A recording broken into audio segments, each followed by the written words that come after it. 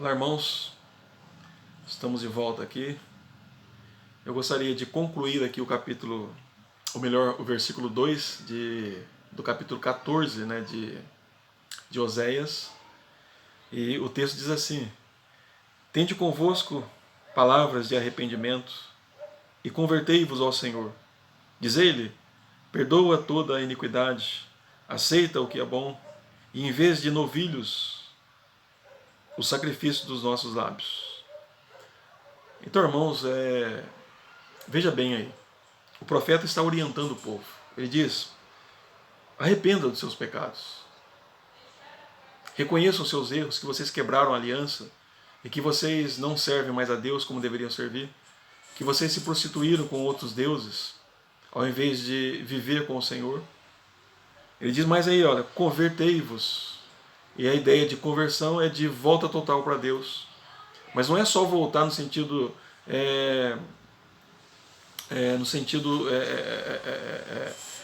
errado da palavra, vamos dizer assim, mas voltar a Deus é no sentido de fato, você agora colocar totalmente a sua confiança no Senhor, totalmente o seu coração no Senhor, e você confiar totalmente na palavra dele, e buscar viver plenamente a palavra dele.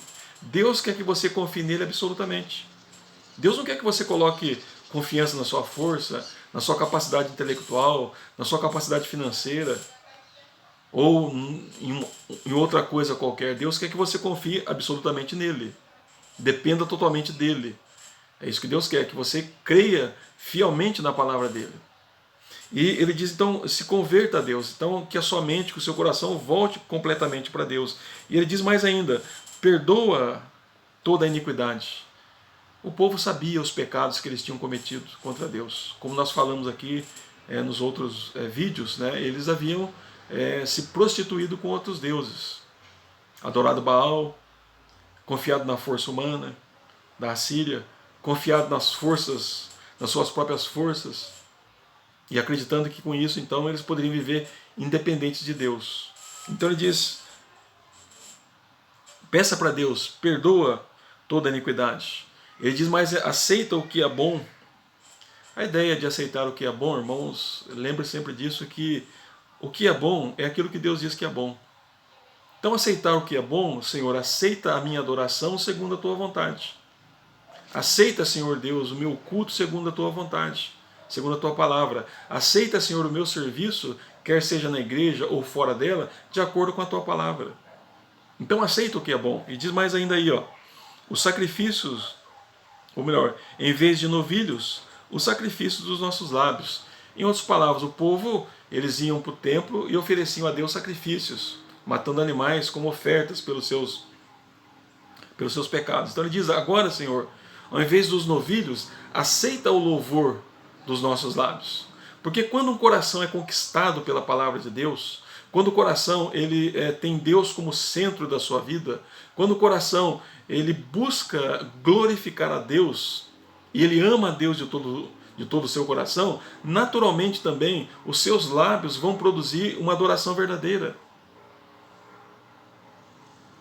É assim que acontece com a vida cristã. O culto verdadeiro, o culto que agrada a Deus, é fruto de um coração que foi dominado por Deus e pela sua palavra. É fruto de um coração que obedece a Deus e que tem Deus como o ponto principal da vida. Então ele diz, aceita então, Senhor, a adoração dos nossos lábios. Porque muitas vezes, irmãos, eu posso pregar, eu posso orar, eu posso dizimar na igreja, eu posso muitas vezes participar da ceia do Senhor, eu posso fazer atividades na igreja sem de fato ter uma conduta de adoração verdadeira a Deus. Posso fazer isso como uma coisa mecânica. O não crente pode fazer isso. Eu quero sempre recordar aos irmãos de Judas, que fez parte do ciclo apostólico. Acredito que Judas pregou o evangelho. E é possível até que ele tenha expulsado demônios, mas não era um crente verdadeiro. Não era um crente verdadeiro. Então veja bem, e lembro também os irmãos de Ananias e Safira, que foram ofertar a Deus, e uma oferta mentirosa, tanto é que eles morreram ali, por causa da atitude incorreta para com Deus. É importante nós entendermos isso. O apóstolo Paulo fala que havia pessoas que pregavam o evangelho por inveja, por ciúmes. Então, nós encontramos isso.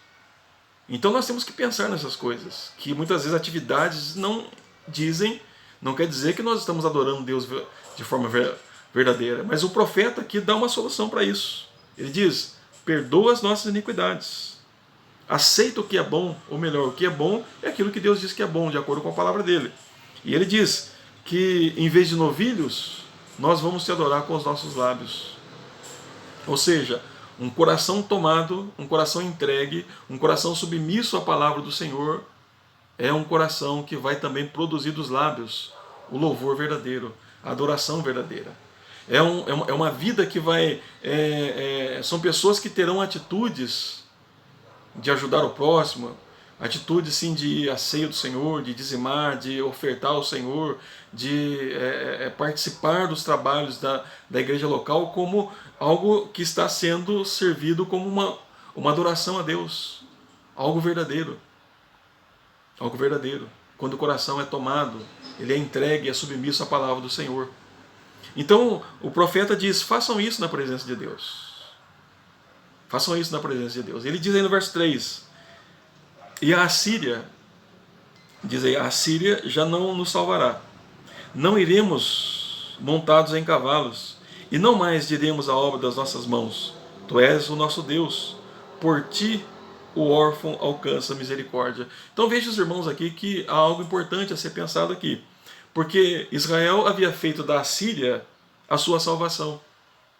Israel havia feito dos seus bens e de ter cavalos, né? Aqui é como se fosse hoje tendo os melhores carros, né? Fazer disso a nossa salvação.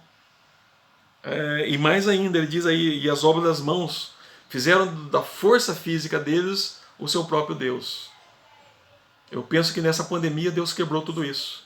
Deus quebrou a questão econômica, Deus quebrou a questão política, e Deus quebrou a ciência, que muitas vezes nós colocávamos plena confiança nessas coisas. E não é que o crente não acredita na ciência, não é que o crente não entende que a política é importante, e não é que o crente não faça uso dos bens materiais, do dinheiro. Ele sabe que o dinheiro é uma coisa boa, ele sabe que a ciência verdadeira é boa, ele sabe que uma boa política ela traz bons resultados. Mas a questão é que o crente não confia plenamente nessas coisas. Ele usa isso como meio que Deus deu para ele, mas não coloca nessas coisas a confiança. Israel fez isso. Israel colocou a confiança numa potência, que era a Síria na época. Israel colocou a confiança nos seus bens.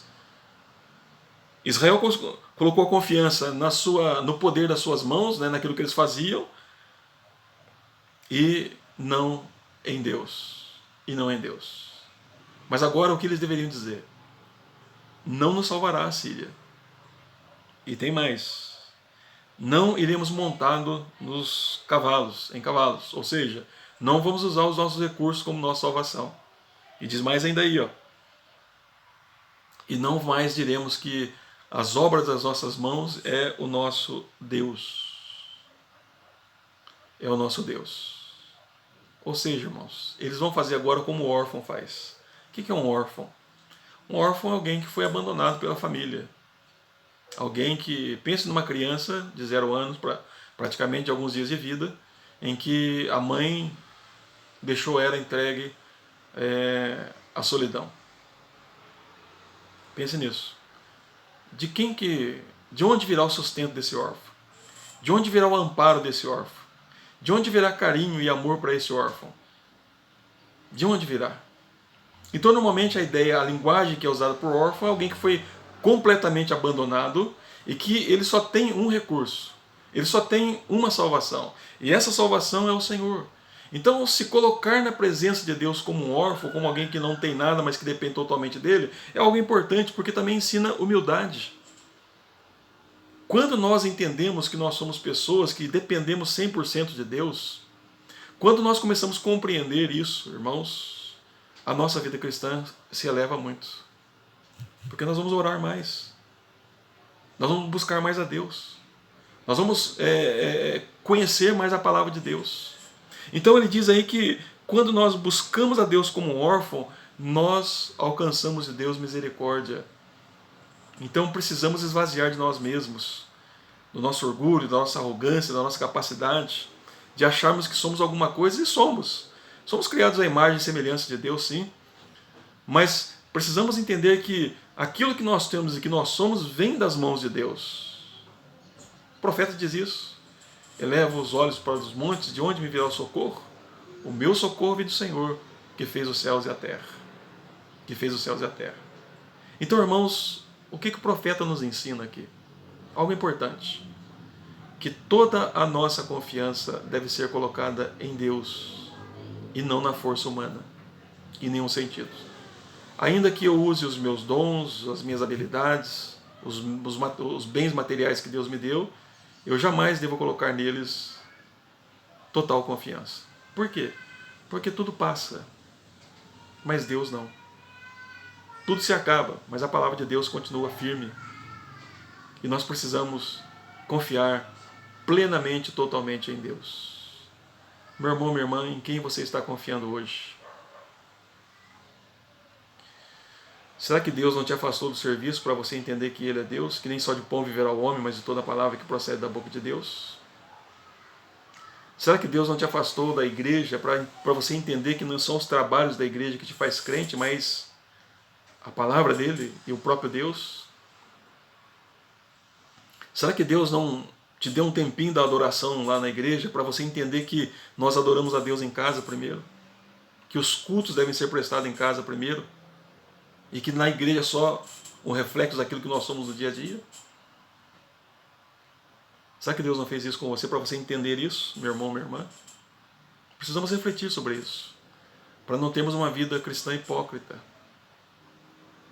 Será que Deus não te tirou o que tirou, os seus bens, muitas vezes a sua saúde, para você entender que você depende dele e totalmente dele? Será que Deus não fez isso para mostrar para você que aquilo que você mais adora não é Ele, é outra coisa? Pense nisso. Talvez alguma coisa que te falta te está provocando ansiedade. E quando alguma coisa te provoca ansiedade, porque é isso que governa a minha mente e o meu coração. Será que Deus não fez isso para você entender essas coisas? Então volte para Deus. É isso que Oséias está dizendo. Volte para Deus. O Senhor, o teu Deus. Volte para Deus. Porque há esperança somente em Deus. Há esperança somente em Deus. Meus irmãos, estamos retomando as atividades. Lembra o que Paulo diz na primeira carta aos Coríntios, capítulo 10, ele diz, no verso 31, quer comais, quer bebais ou façais outra coisa qualquer, fazei tudo para a glória de Deus. Nós fomos criados para glorificar a Deus em todas as coisas. Se nós falharmos nisso, nós falhamos na vida cristã. Falhamos na vida cristã. Volte para Deus em Cristo Jesus.